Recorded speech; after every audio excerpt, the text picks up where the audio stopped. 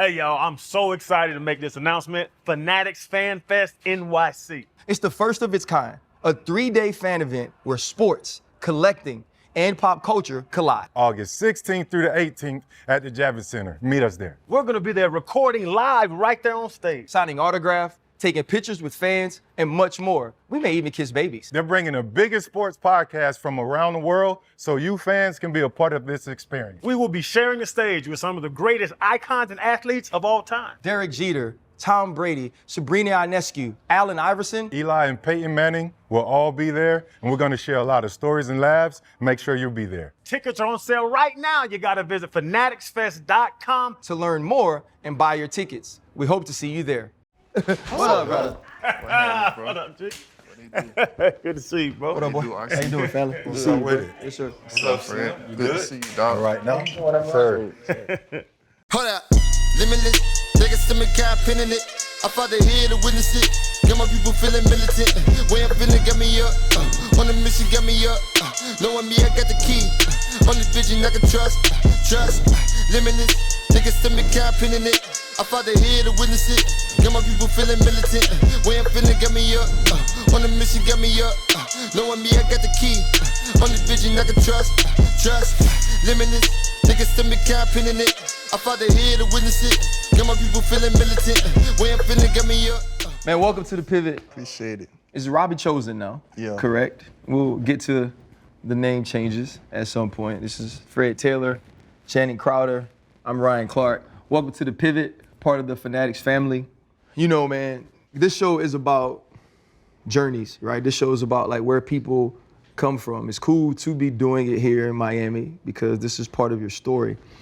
But you know, a big thing and a big reason we like to do these shows in May, and you see Freddie T's shirt about mental health, is because this is Mental Health Awareness Month. And we started our first 3-man show of the month just checking on each other, asking if we were okay, if there's anything that we could do for one another. So I think I start the same place with you. How are you doing right now? I'm doing great, dog. I can't lie, you know. I'm blessed, you know what I'm saying? And I'm doing good. Appreciate that. How about yourself?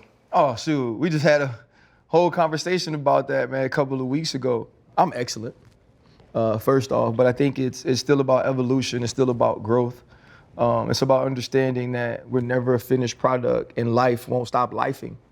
Just when you think you have it, it'll be another curveball. There's people around you that are affected in different ways. And you know, as a man, a lot of times it's our responsibilities to also help people through those. And so I think that's just what I'm focusing on.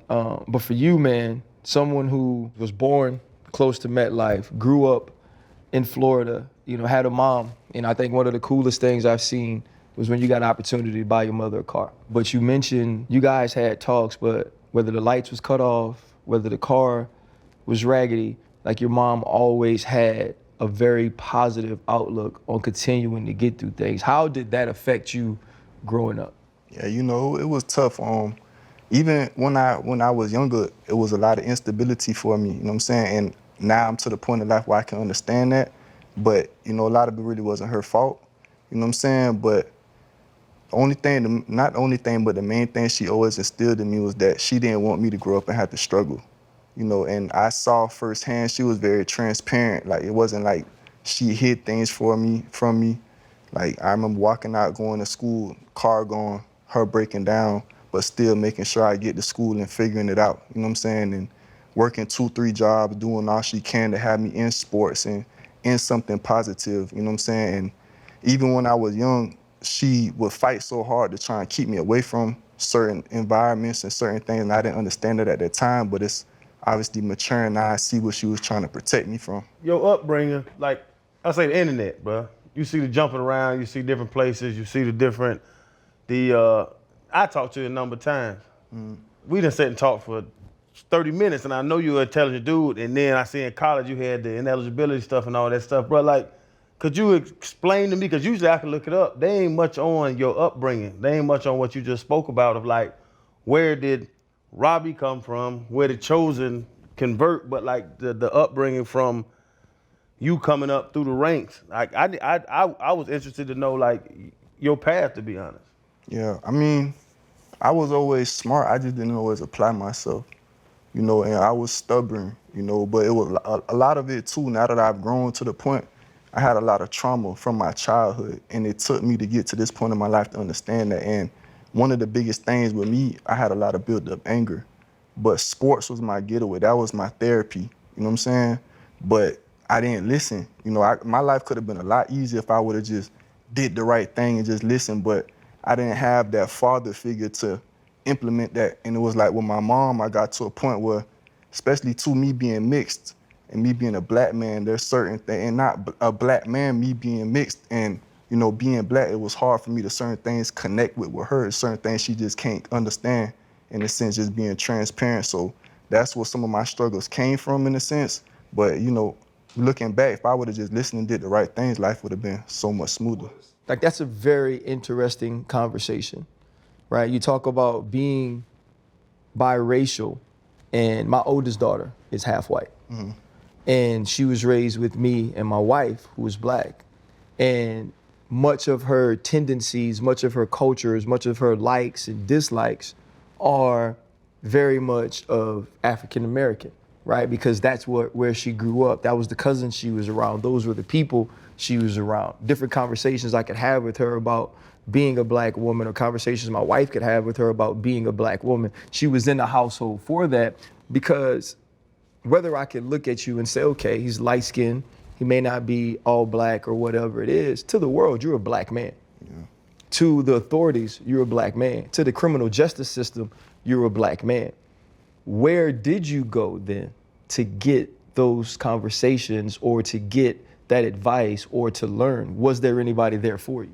I had it, but then I didn't. You know what I'm saying? Like, it was like more so of people that came into my mom's life, and then those things, you know, didn't work out in a sense. But a lot of my discipline came through sports, you know, and then sadly or not getting in trouble in school. Like, my mom doing what she could, you know, to discipline me, but that's where like that father discipline came from, was through sports, or, you know, getting in trouble in school in a sense.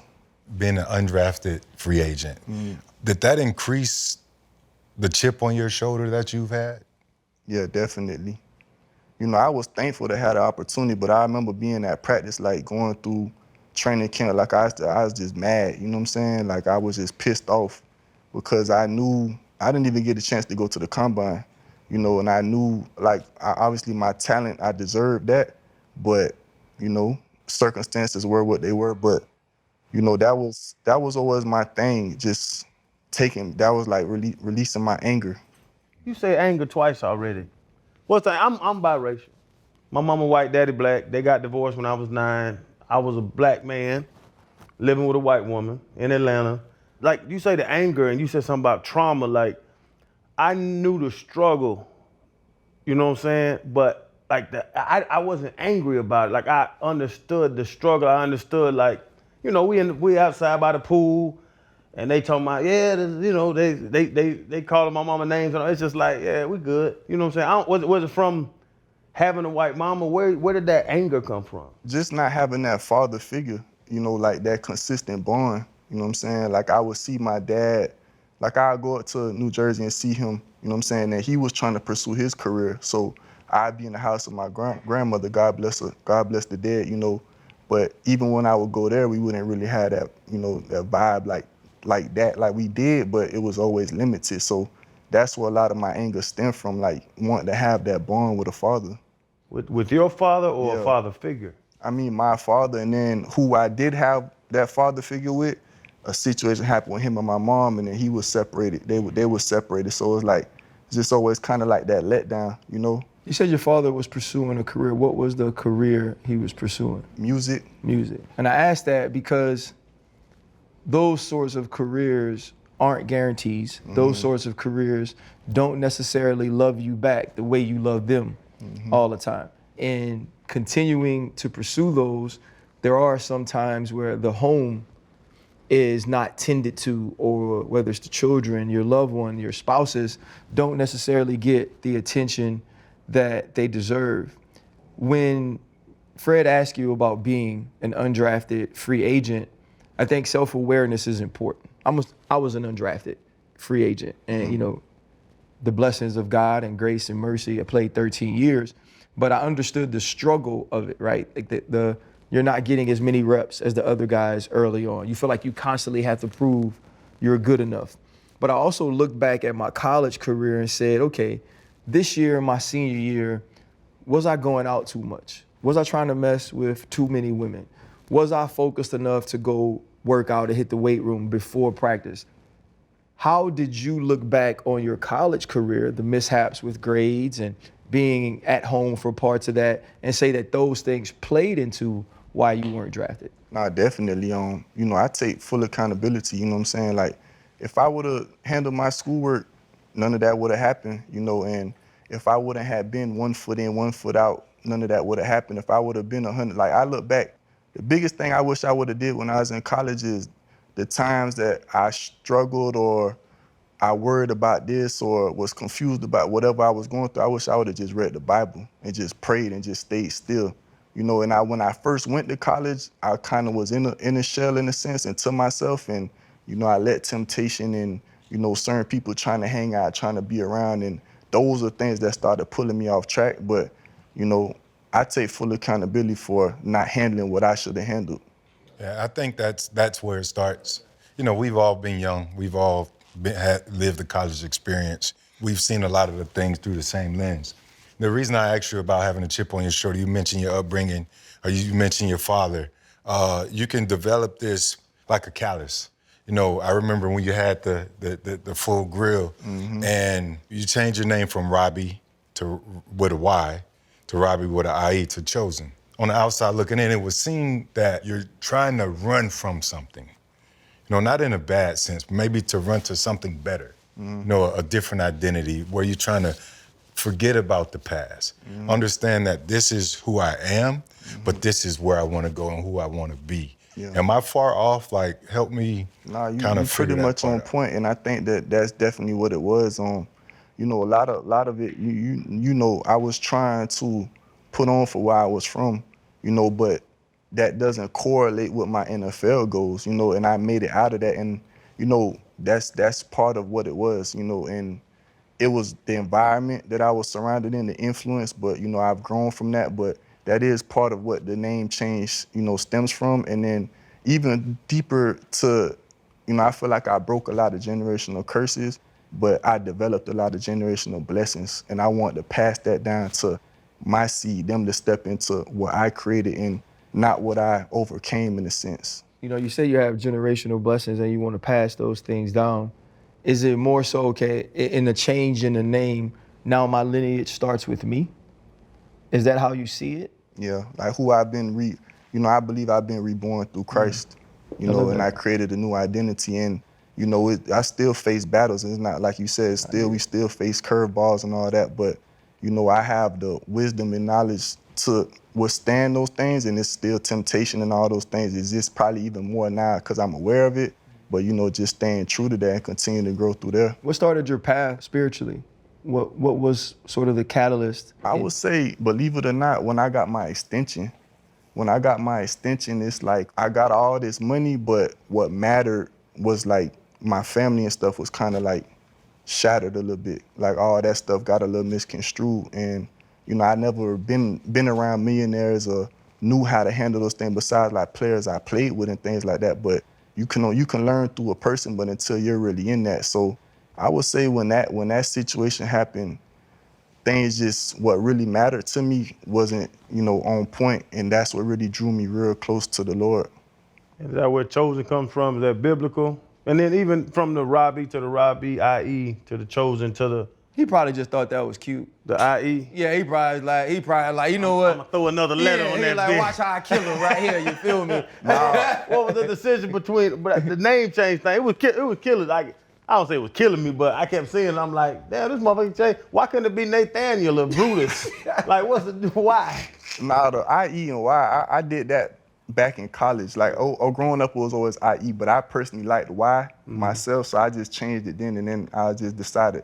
Because when I had number 3 in high school, I had IE, so I was like, let me just go back to that in a sense. I didn't like mean too much, but with the Chosen, that was more so from the Bible. I felt led by doing that. through the Lord. And it's something I had thought about for a while, you know, and I just felt strongly about it.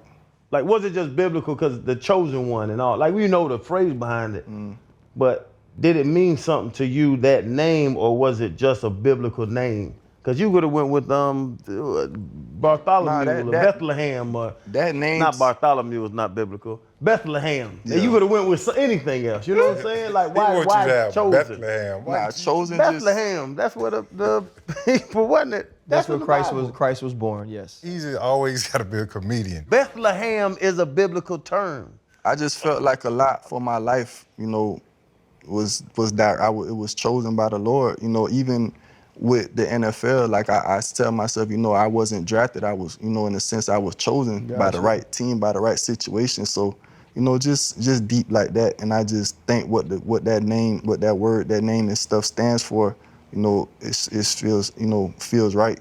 Yeah, you know, when you change your name to something like that, it's different than being birthed into that name. Mm-hmm. When you pick a name like Chosen, I believe there's a responsibility that comes along with that. I believe there's a way that people around you will look at you differently. And, you know, that also comes with accepting Christ as your Savior. Yeah. Right? Now the people around you, oh, so you are different. You're supposed to walk a different way, move a different way. And as you said, the temptations won't change, but your awareness of them will. Your ability to deal with them in a spiritual way will be an expectation now. How has, I guess, sort of the eye-opening and awakening been for you to be able to understand the things that will now try to knock you off the course of that spiritual journey? I feel like I have a lot more clarity, you know, but also too a stronger purpose. And I can't do the same things I once did, you know, and don't surround myself around the things I once did, you know, because I can't look myself in the mirror and lie, and can't play in God's eyes either. You talked about the things your mother was dealing with, the anger that you had. Growing up where you did, you know, that's a place where you can see a kid that's supposed to be in middle school with you. You know his family doesn't come with money. He's not in school, but he got a pair of J's on. Or you can see somebody who's supposed to be in high school with you who's not in class, but he got a gold watch and a gold chain, right? The trappings of the streets become attractive when you don't have anything. And especially not necessarily having a father figure to tell you to stay away from that as much as your mother tried. How were you able to avoid those things and get an opportunity to go to Temple? Nah, I mean, for me, it was hard because I was saying that since I flirted with that, and I was working towards football, but it was like that wasn't happening. But I leave school, and then these boys jump out, rental car, pocket full of money, and they got the world in their hands. So to me, it started making me think, is this really gonna happen? It's not happening, but I'm seeing what they doing happening. So, you know, it was tempting, you know what I'm saying? I think that's where a lot of my distractions stem from. How did you make it to be where you are now? Like, you said all your boys was doing what they was doing, like, and you, like you said, you was looking at both sides, but you obviously picked the right side. You might have struggled with your decision, but you picked the right side. Where did that decision come from? The grace of God, first off, but at the end of the day, I always had my bigger picture in my heart. You know, even not gonna sit here and lie, not being perfect, my bigger picture was still in my heart, and it might have got cloudy, but it still wasn't a glass frame. You know, and God had a calling for me. God had this in my purpose, you know. Was it a moment of revelation or was it a process? Nah, it was definitely a process. And I think when it really hit me was when I was kicked out of school and I had to sit on the couch and watch them boys play. Because even when I got kicked out of school, and back in my mind, like, I'm going to be back in school by the summertime. You know, and then when I went up there and they told me, nah, you can't come back to school this year, and I had to sit on the couch and watch them boys play and go to community school, that's when it really sunk in and hit me. Like, and even through that process, coach wasn't picking up the phone.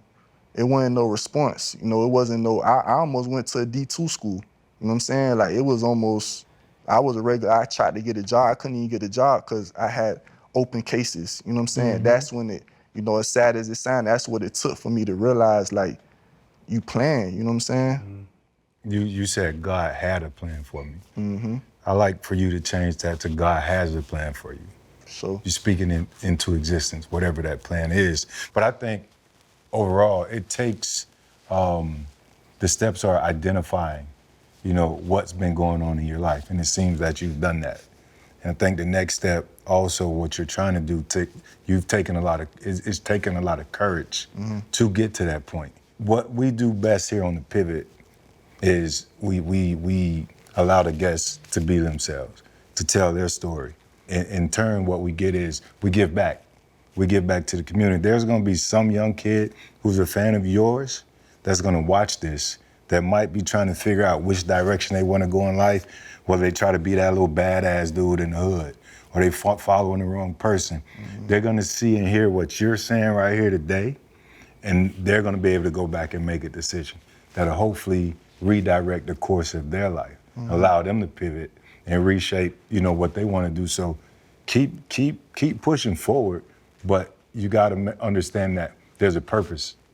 It can't be no going backwards, because from now you're reprogramming your lineage. Maybe you didn't agree with how your father, that relationship was. Now you have an opportunity to change that for you and your kids, your offsprings. I'm always rooting for you. Appreciate Even that. if you decide, look, I want to try to play ball again. You're pretty young, you still got it in you. So just continue to understand that through God, you keep your faith strong, you live in purpose. You go back, there's so many people out there that can take you as an example and make their lives better. That's my 2 cents on the reason why you're here, the way I'm seeing how everything is coming together. That's what I take from it. No, I appreciate that. For sure. Yeah, I think that's the beauty of having opportunities to sit down. And I think reflection is huge. I want to talk to you about another night, the night you had to sit in jail.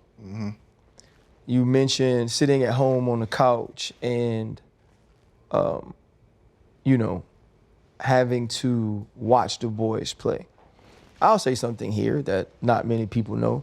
After we won the Super Bowl, I was watching a basketball game, playoffs, leave. I was in Arizona. As soon as I leave from the parking lot, boop, boop, get pulled over. I had been drinking, right? So like that night, they took me to jail. I am not built for jail. I know that, right? That's why I don't do criminal stuff.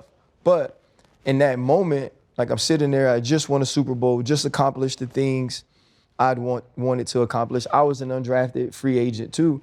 And sitting in there, the first thing was I have kids, right? I have people to take care of. I have people that look up to me, people that follow me.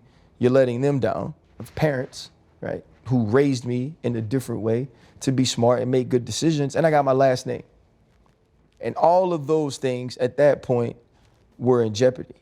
When you were sitting in there for a night, what was that experience like for you?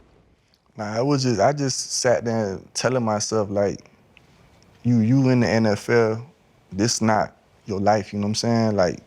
This ain't, why you taking yourself back down this route, you know what I'm saying? And I came to peace with it, I knew what I did wasn't that serious, it was technically, in my eyes, a slap on the wrist, but you got too much in front of you to go achieve than to be sitting here in this cell. And I say, because we telling the rest stories, I think my arrest in college hindered my draft status. Y'all were undrafted. Yeah, we ain't worried about that. But I went 3rd round. I was supposed to go 1st round. All the smart people said, and ESPN shit people, Mel Kiper, goofy ass, said I was gonna go 1st round. But I got locked up a bunch of times. And I think them arrests hang on my head. And it was just really, I've talked about it on the show a number of times, I was just fighting dudes. You call me a bitch and we got to fight now. I punch you in the face, you punch me in the face, and we just fight like it was some old country shit. But I think that hung over my head for years. Yeah. He's a trouble guy. He's all that stuff. Do you think your past is hanging over your head unjustly? Because as we've talked, like I said, you talk like a Florida dude. You got the dreads like a Florida dude. You've been locked up. Do you think they put you in this box and it hangs over your head with that? Still to this day, yeah. I think that coaches and people that's around me enough, they understand me enough to know. And, you know, I haven't been, like, the last time I got in trouble like that was 2018. And I think, you know, everybody that knows me, they know I've outgrown that. You know, it still could be a stigma. But I don't think, as far as with my career and things like that, I don't think that too much exists anymore. I think that, you know, enough grace has been given to see that, you know, he's overcome that. And those that know me, they know my heart. They know what I stand for. They know my purpose. They know how much my community means to me. And they understand how much football means to me. And, you know, I don't think that back then, yeah, but now, and I wouldn't even say back then, yeah, I feel like you understand how the NFL works. They're going to use what they can against you, and I gave them that, you know, and that was on me. You know what I'm saying? I put myself, but, you know, I had that calling for my, you know, and still do, but, you know, I don't think no more, though. Take me back to 2021. I think you had 95 catches. You go for over 1,000 yards in your first year in Carolina. And, like, I know what it feels like to be undrafted, have 4 years under your belt, and finally go to a place and it's like, okay, now I'm being me. Now I'm being used as I should be used. Now I'm being as successful as I believed I could be. Did you look back on your Jets time where you have said yourself, it was difficult to go to work? Yeah. How did playing for the Jets in those 4 years and having to push yourself, go to work, help you truly appreciate what it was like that first year in Carolina? Nah, it helped a lot. Being in Carolina, that season was like, you know, one of my favorite times of my life. You know, just who I was surrounded by, what was going on. Did the wins come in how we hoped? Nah, we was close. You know what I'm saying? It was the first year, but to be able to succeed at that level and do what I did, and just, you know, playing in Carolina is a beautiful place to play. Yeah. I was out there with Teddy, you know what I'm saying? DJ Curtis, like, we was just out there having fun, you know what I'm saying? Like, that was a beautiful time of my life, and especially, you know, getting my name out there to be top 5, being 2 yards away from being the #1 receiver in the league, like, knowing all that work that I had been putting in, you know, was starting to finally pay off. And to my expectation, you know, I always knew I was capable of doing that and, you know, just making the most of the opportunity. But, you know, I was very thankful for that year. Had a lot of fun. How much credit do you give TA, Gold Feet? TA, you know, I appreciate him. You know what I'm saying? Like, dog really pushed me. You know, I grew up with him. I grew up playing against him since Lily. A lot of people don't know how good he really was at football. You know what I'm saying? Like, dog was legit. But, you know, dog really pushed me. It's not just the homeboy going out there, like, he really pushed you like a trainer, but, you know, he helped me a lot take strides in conditioning me and training me and all that. Tevin Allen is Goldfeet's real name. I remember I called him, my son was maybe 8th grade, 9th grade. You know, when you're teaching the kid, they see certain things on the internet and they're like, you just dad. Like, all of these people know some other things that you don't. And I called him, I DM'd him, I called him, and I was like, hey man, I'd like to fly you out to work with my son. And he said people had told him that, but no one had actually ever did it. You know, I called him out, man, and like him and my son Jordan, they just went work and I just sat. I didn't say a word. Like, I just allowed him to do what he's now become one of the best in the business at doing. And I think it points to when Freddie asked you that question, yeah, it's about working, but it's also about being around genuine people who want to see you succeed. And, you know, I feel like you had that in Matt Rule, who you knew from college, and he was now in Carolina. David Tepper, he's the most temperamental owner in sports. You know, he fires Matt Rule. And now you have Steve Wilkes, and there's an incident with you and the wide receivers coach where they send you to the locker room. What was that all about? Because what I loved about what you did was you stood up like a man and you said, let me explain to y'all what happened. Tell me a little bit about how y'all got there. I wish that it didn't get to that point, you know, and I take accountability for, you know, that's not how I was raised. You know, that's not the man who I am today, and that's not the place for that. You know, and it took me some time. I was disappointed in myself for a while, you know, and I've come to peace with it because my legacy, you know what I'm saying, and, you know, how it looks from the outside looking in, but, you know, there was a lot more that took place prior to that situation, you know, and in a sense you could say it was provoked, but I should have done a better job of handling that, but I've grown to that point now, so, you know, I'm not disappointed in myself, but, you know, there was a lot more that took place prior to that situation, and then even with Steve Wilkes, you know, it was nothing to disrespect him, you know, and especially it being his first week as a coach and, you know, the stigma he has to deal with being a black coach, you know, it was nothing to undermine that at all. You know, it was just more so of just, you know, allowing that situation to go further than it should have. And looking back now, I would have just walked away, you know, but I've grown to that point. But I think that if a lot of people were in my shoes and were provoked in a sense, they probably would have handled it 1,000 ways differently. I don't want to say you protecting them, but you look like the bad guy. Yeah. You know what I'm saying? Like, if you the bad guy, you coming out corner punching. And if there's so much to it or there's more context to it, and it happens a lot of times where you just, you know what I'm saying, the bigger person type thing, but you really not the bigger person if people are looking at you funny. Because with that situation, I was looking at you funny. Like, it had to be something with him, this the organization and this one player. Yeah. Why wouldn't you put more context to it? Because it affected me more than anything, you know. So, you know, I feel like that when that time come, I don't think that, you know, I don't know. I just don't think it's really worth going into too much detail about. Yeah. And even with Carolina, like it was more so disappointing because my teammates there, they know things like more than any of my other teammates. Like I done hard down, opened up my heart, like my testimony to like how I really almost wasn't here, what I had to go through, like those tough moments. So, you know, it was disappointing. You know, everything happened so fast with me being traded. You know, there was already trade talks after Coach Rule got fired. That was already in the works. Even prior to that season, there was a trade on the table for me to go to Baltimore. But they didn't press play on it, you know, probably because Coach Rule was there. But, you know, it was disappointing. But, you know, at the end of the day, I shouldn't have handled that situation like that. How do you feel going forward that has affected you? Because coaches talk, coaches have relationships, and I do love the fact that you've been the bigger man. And also, whatever you say about it, in any way that you say you were provoked is going to be looked at as an excuse. People are going to point to you and say you're an adult, grown professional. You understand the perception of players. You understand, like you said, what black coaches deal with, especially interim head coaches. They're going to say you should have handled it differently. How do you feel, though, that plays in other locker rooms when, in this sense right now, you're saying, I'm better, I've learned, I've grown, but the film says this is at least who you were?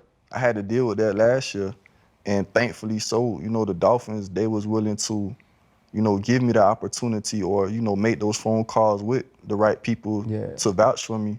And, you know, they saw that that doesn't exist with me. They saw how much of a team player I was in. You know, if those things did exist, when I got released before the season, if I was all about myself, I would have left. Even when I got released the second time, I would have left. You know, last season, you know, not even just last season, I don't play this game just for myself. I play to be a champion. You know, and that's why I used to be so frustrated, because even when I had big games back in New York, I couldn't celebrate that because we lost. You know what I'm saying? So at the end of the day, not even just because I got that situation on the sideline, that's not why I handled myself like that. That's just how I was brought up playing football, you know, to win. Yeah. You played 9 games last year for the Dolphins.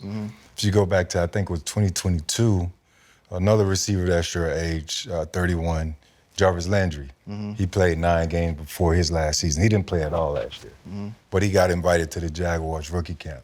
Are you expecting to still play? Do you want to play? No, I still want to play. Personally, I feel like I haven't played my best football yet. You know, and last year I took every day to work on my craft and prepare for it when that moment does come. You know, I knew what I was walking into, but my commitment was to come there, be the number 3 and contribute towards winning the Super Bowl. But I definitely still want to play. You know, I had my thoughts of, you know, is my time up? Is it time for me to step away and things like that? But, you know, I could still run, you know, and I've gotten faster. I've gotten faster, you know what I'm saying? Right. Mentally. You faster than Yeah. You faster now than what you was when you was in Carolina. Yeah. Cause my body's just like, you gotta understand the past 2 years I've been preserving. You know what I'm saying? Like I ain't been getting hit, you know what I'm saying? So I've only been working on my craft. I'm smarter. I feel better. Like some of my best practices last year, I ain't even stretched before practice. And went out there and, you know, like it was like I was just like a little kid hanging out again. That's what I used to say, because cheaters don't stretch before they run. Watch out. But things like that, right? Things like that. When you say you didn't stretch before practice, not questioning the productivity because obviously I wasn't there. Do you think coaches and the scouts that are around, having had the history that's followed you from other teams, they're gonna keep a close tab on you? No, that's what they do. It's their job to evaluate, like body language, just everything. If you're with a group of guys who are warming up and are doing things, you got Cheetah, Waddle, whatever other receiver that's out there, and then you have yourself. If they see you not stretching and warming up and being engaged, do you think like that sends a negative message, and maybe the team don't want to stick with you as long because of your approach, I guess? No, when I say not stretch, I mean like how I normally would. Like I was still with them, you know, warming up, but I'm talking about like intensely like that. I just felt that like just organic, you know what I'm saying? Like I just feel like never before, you know what I'm saying? Like I'm confident in myself, you know. The coaches, they know what I did every day in practice. My teammates, they know. Shoot, Denver know too. Bombed on them. That was the long one. Yeah, being in that sort of environment and working on being your best self and continuing to get better, having an opportunity to be in the same meeting rooms with Tyreek and Waddle, and also practicing with them every day, being in the game. What things did you take from the experience this year in Miami? Nah, I mean, I learned a lot. I was around the best receiver in the NFL, one of the best to ever do it. So, Tyreek Hill, yeah. You know, so I'm seeing what he doing and learning what, you know, and seeing what more he could have did too, and seeing, you know, how bro operate, what works, and then on top of that, going against Ramsey and X, you know, that's two of the best corners. Yeah. And then learning from Wes, learning from Mike, you know, but definitely. And then I enjoy, you know, with Water, I look at him like a little brother, so I'm able to teach him things that I probably didn't know, and I embrace that, you know, even with Cheetah, pushing Cheetah to see him be as great as he could be, you know, just doing whatever I can to help us reach that ultimate goal. What's your knocks? And I say it as, when the Dolphins cut my ass, they were like, you can't cover a tight end no more. And I said, I sure can't. Thank you. Got old, 17 knee surgeries. They come out there and start that little stutter, them little option routes, and I do, and my back was tight. What have you asked anybody or seen what's your knocks or what's your negatives? Because everybody's gonna try to find something bad in you. What do they want you to improve on? Or just like when you come out of college, like when your draft stock dropped, my drop because of character issues is what they call it. Is it character? Is it on the field? Why are you not on the team? Why are you not a number 2 receiver, or number 1 receiver on the team right now? Yeah, I think from like what they tell me is that I'm not a number 3 receiver. You know, I've never been a number 3 receiver. I've never been a guy that just line up in the slot. Yeah, I'll come in the slot sometimes, but they see me as a 1 or 2, but they have their 1 or 2. You know what I'm saying? So that's pretty much what it is. You started playing the slot in New York though. And then you moved outside. Yeah, like and became the guy. They'll put me in the slot, but like when I came in, I believe when I would come in, I would go to Z. Got you. And the Z would go to F. Got you. You know what I'm saying? So I've never really been like a true F receiver. Like I could do it, you know what I'm saying? But it's also that they system is not that, you know, feature the F receiver like that, spread it like it's a, you know, it's a type of system. But that's pretty much what it is. It's not that they don't see like anything. They just see me as a 1 or 2, but they have their 1 or 2. How old are you now? I just turned 31 today. I know, that's why I was asking. Yeah. I heard Fred say you're 31. I was just trying to get you to say it was your birthday. Happy birthday. Appreciate that. First off, and birthdays are times where we kind of, you know, take stock in where we are. And looking at where you sit today, how do you feel about your life?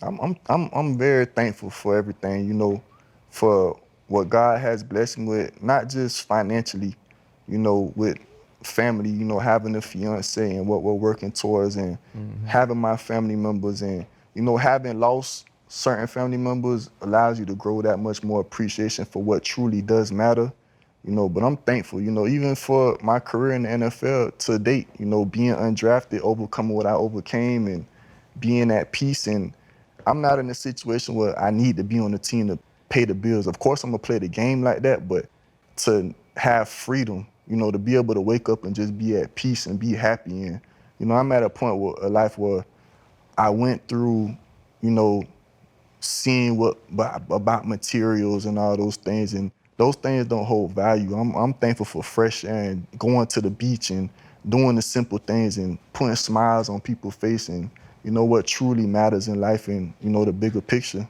And your profile on IG says gamer. Is that like online gaming or just the game? You know, when I touch that field, I'm out there gaming. I don't look at myself as a prototypical athlete or. I was thinking, I thought you was gonna give me a gamer tag so I can give you some business online. Oh, nah, I don't be on the game too much. Fred, what game do you play online? Pac-Man. I still play Call of Duty. Fred. Like, when I ain't trying to study, you know, to get a degree. Fred, you play what, ping? Hey, Nah, 10-yard fight was that shit though back boy, in you the know the day. first game Fred ever had on his phone was Snake on Nokia. Centipede? I had that secret. That's that gas. Yeah, What, you know, Fred was 35 when he got snaked. Bruh. Why you always showing out in front of company, man? I'm just messing around. Robbie, you know, mentioning your fiance, there's the change that happens when you decide that that woman is the woman you want to make the rest of your life with.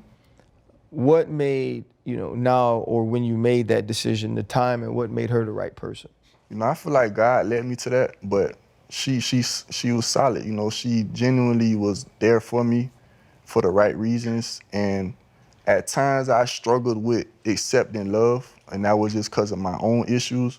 But she genuinely, you know, loves me, cares about me, and wants the best for me. You know, not just the female that just round to just watch you spend all kind of money and do this. Like, holds me accountable, helps me be a better person, help me grow closer to God, and, you know, all those great things. I love that, man. That's I awesome. always say, don't get a passenger on the plane, get a co-pilot. Yeah. Because if something go wrong in that house, and I say it all the time, you get to a coma, can the house keep running? Nah, for sure. Nah, and even, I hate to glorify this, but even when I went to jail the first time, we weren't even talking. She you know, paid my bond, came and got me, you know, and ain't have to do that. Yeah. You know, so. Yeah, get you a co-pilot. But even with that, with the bigger picture of life, bro, I hope you play another 30 years. I hope you play till you're 61. Yeah. But that shit gonna end sooner or later. What is the chosen next step, the legacy that's gonna continue? Because it's football, but sooner or later football's gonna stop. What's the next step of you? Nah, you know, being a husband, being a father, and that's the thing I'm most excited about, is that my son's gonna have me to be that best friend, and I'll be able to be there every step of the way. And I've been able to have things to that prestige, to be present for all that. And then, you know, philanthropy, you know, giving back to the community. And then, you know, getting into production, you know, other things I'm interested in, going back to school, you know, educating myself about business and things, so I know what I'm getting myself into, so somebody else is not leading me blind. And, you know, just finding things I'm interested in, and, you know, supporting my wife and her careers, and, you know, all that great stuff. We always got to try to show love. Like, is there any shameless plugs, anything you got going on you want the people to know? You or the missus? You know, she has her podcast she's coming out with. That's it. Well, it came out, but it's still in the works of, you know, growing. I've been working on some clothing brand and stuff like that, and, you know, just things like that. Nothing too major. Man, you gotta throw a website name or something. I'm sneaking around. No, I'm still in the process. All right, so since we'll let you get back to that. Your biggest pivot. We always ask the guests their biggest pivot in life. That's that one moment you can kind of go back to and say, without this moment or moments, it wouldn't be, you know, I wouldn't be chosen. Yeah, that sideline altercation, getting sent into the sideline, and getting traded to Arizona. When I went to Arizona, it's like life slowed down. Like football slowed down. It's like I was able to breathe. And then going all the way over there and not being so accessible to coming home to Florida, there was certain things that I feel God was trying to keep me away from that had appeared down here that wasn't here. And life just slowed down, and it gave me that time to reflect and live out these revelations. I love that. And it also showed me, I say this, it showed me who was gonna ride first class with me, but who wasn't gonna fly on Spirit. That's real. That. I ain't mean to laugh, because that's a real statement. It's is. just funny as hell, because it's true. Yeah. Because I love you both. If y'all flying on Spirit, I'm not coming. Yeah, I ain't Like, coming. I am not going, bro. I mean, sometimes it might be necessary. Dog. I had to fly to Denver on Spirit Bro, to do a show. Nobody want that fold-out chair with Man, that flat back. Man, I thought I walked in the fucking freezer. I flew on Spirit to do Mike Tyson. I almost quit. Almost quit the pivot. My flight had gotten canceled. I was like, this junk ain't worth it. You know what I'm saying? Luckily. That's real though. Yeah, no, that's real. That's Luckily, real. it's worth it now, man. Packs for the Yeah. It's worth it now, man. So we appreciate you, bro. I appreciate it. We wish you the best. You're now a part of the family. Thanks. Thank you to everybody who subscribed, who views, who watches our show. This is the Pivot, part of the Fanatics family. To Michael Rubin, everybody over there, all love. We appreciate you guys. We got 2 hats for you. We got a shirt. But man, from everybody sitting here, dog, like we're rooting for you. Yes, I sir. appreciate that. Always. The rebirth, to be able to say, I want to give back to my community, but first of all, I want to give back to the family that I start, and I wanted to start a different way than mine did. I think that's one of the more admirable things we've heard on this show, man, so we appreciate you. I appreciate y'all a lot. The opportunity means a lot. You know, learning from y'all, and salute to y'all, you know, for all the great things y'all accomplish and continue to do. You know, I have a lot of respect for y'all, and, you know, appreciate this opportunity a lot. No doubt, brother. Yes, sir. Yes, sir. So, It's a wrap. Ooh, I am hungry. Yes, sir. Appreciate you, RC. We about to slide. Hold up, limitless. Take a stomach, kind pinning it. I fought the head to witness it. Got my people feeling militant. Way I'm feeling, got me up. On the mission, got me up. Knowing me, I got the key. On this vision, I can trust. Limitless. Take a stomach, kind pinning it. I fought the head to witness it. Got my people feeling militant. Way I'm feeling, got me up.